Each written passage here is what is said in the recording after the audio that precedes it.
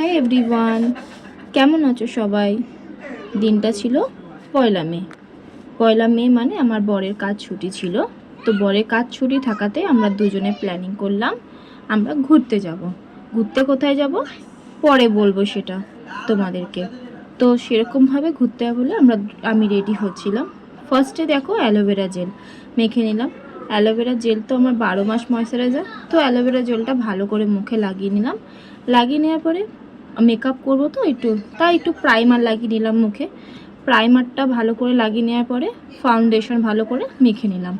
ফাউন্ডেশনটা ভালো করে মেখে নেওয়ার পরে ওটাকে পাউডার দিয়ে সেট করলাম।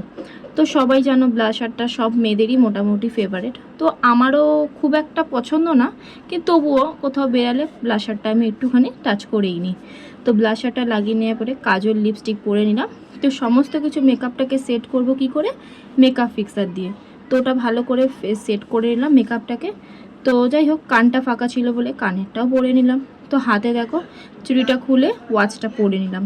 তো এটাই ছিল, ব্যাস, বাই বাই।